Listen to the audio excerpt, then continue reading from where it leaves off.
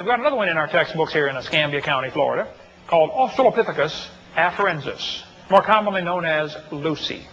Donald Johansen found Lucy in 1974, Hadar Valley, Ethiopia. He found these little bones and put it together. He found 40% of the skeleton. Lucy was about 3 feet tall. It was obviously a chimpanzee, a monkey of some kind.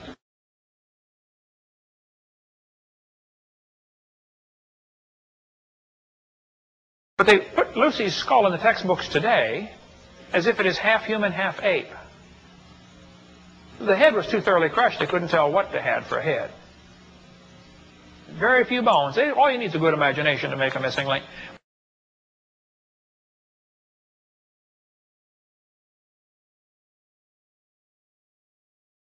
But the big thing that triggered his imagination was Lucy's knee joint. He said the thigh bone angled off to the side. See, on a human, your lower leg comes up straight, and then the thigh bone angles off to the side because your hips are wider than your knees. On an ape, their upper and lower leg are in a straight line. And he said Lucy's knee is angled off to the side. That proves she's becoming a human. Well, in the first place, National Geographic labeled this one, which is actually the Hadar knee. It was found a year earlier, 70 meters, that's 200 feet lower in a different layer of rock, okay, and 1.5 miles away. This is not from Lucy, unless the train hit her going about 400 miles an hour. Okay? 5 times National Geographic labeled it Lucy's knee, and it's not even Lucy's knee. Tom Willis has a great article about Lucy Goes to College, about the real facts about Lucy's knee, and how Johansen has very conveniently just been real quiet about this. Okay? That's not Lucy's knee. But he said the angled femur proves she's becoming a human. Well, now hold on, Donald. Every monkey that climbs trees has an angled femur. It's ground-dwelling monkeys that have the straight femur. Angled femur might just mean a tree-climbing monkey. So that's not proof it's becoming a human. He said, well, you know, the bones are slightly bigger than a regular ape. Well, yeah, they were just a little bit bigger than a regular ape, but that doesn't prove anything.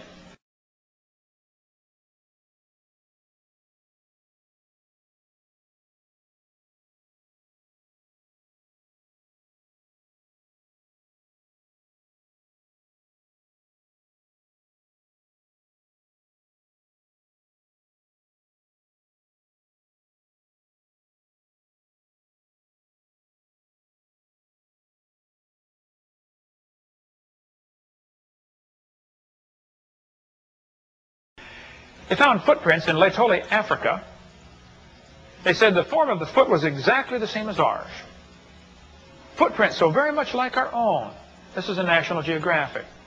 Here they found perfectly normal human footprints in the ash. Russell Tuttle from University of Chicago studied more than 70 people that habitually go barefoot. They walk barefoot all their life, and their foot gets wider. If you go barefoot all your life, your foot gets wider. Okay? He studied 70 people that go barefoot all their life, and he compared those footprints that they left to footprints left in the ash in Africa and could find no difference whatsoever. They were identical to people that go barefoot all their life.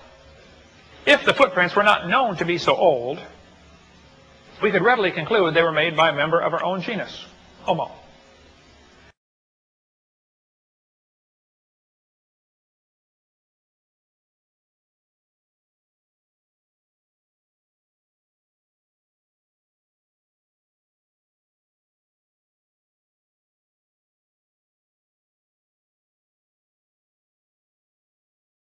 The expert on Australopithecines is probably Dr. Charles Ochsner, who did computer multivariate analysis of all of the bones. He said, folks, I'm sorry, after studying Lucy for 16 years, I'll say these Australopithecines are more different than apes and humans than the latter are from each other. They're not a missing link at all. They're just an unusual monkey. And there might be some still alive.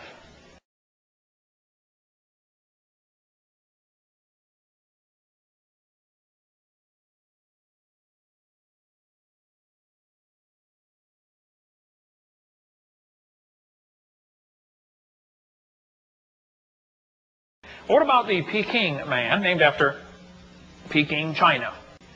They won't tell you that they also found 10 humans in the same area.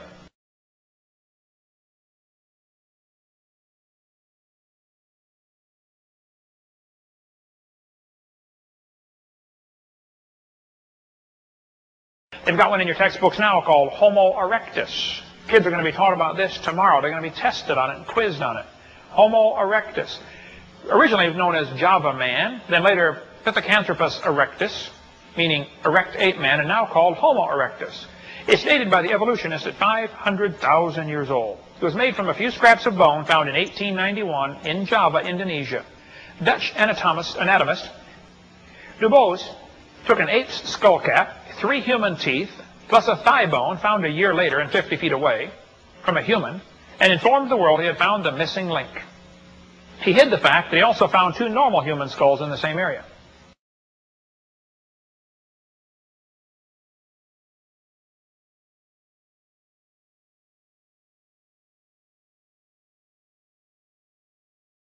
Did you know there's no such thing as prehistoric?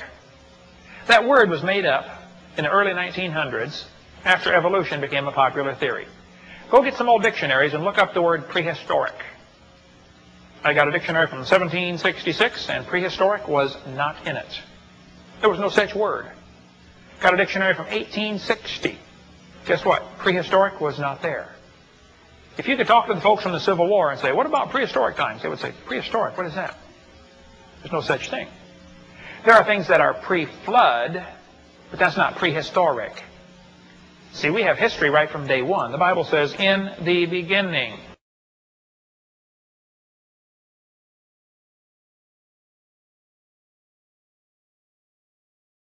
Dinosaur and human bones have been found together.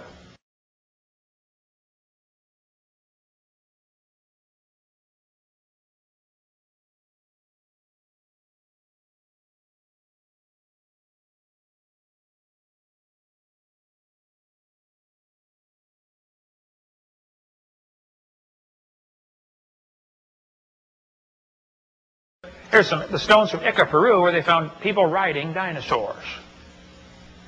Dr. Ball has a couple of the stones, so does Don Patton. You can get the website bible.ca/tracks in CA for Canada.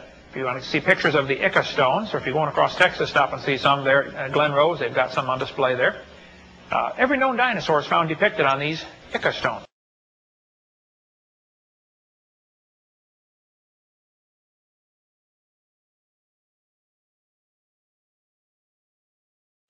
But in this town of Glen Rose, there's a river that runs through there called the Paluxy River. Back in 1908, the Paluxy flooded, which is nothing unusual. It's the second to the fastest moving river in Texas. It dropped 17 feet per mile. To put that in perspective, the Mississippi drops 8 inches per mile. The Paluxy drops 17 feet per mile. Rapidly moving river when it rains. When it quits raining, it dries up. If you go in August, oftentimes rivers bone dry, August or September. Not always, but call before you go. But in 1908, the river flooded. The whole area is limestone layers. The flood went through town 27 feet above flood stage. It went through so fast, it ripped off the bottom of the river. 2 feet of solid limestone was ripped off and moved downstream, exposing another layer of limestone underneath. In that new layer of limestone, they found hundreds and hundreds of dinosaur footprints. There were so many dinosaur footprints, they made a state park. Still there today, Dinosaur Valley State Park. During the 1930s, they sent people down there to chisel out the footprints. It's one of the work projects to keep people working, and the socialist projects they started here in America.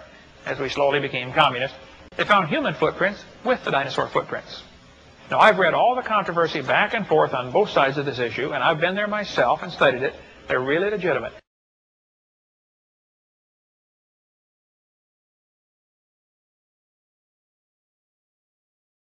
One of the good human tracks, as it wore down, grew 2 toes and became a 3-toed dinosaur print.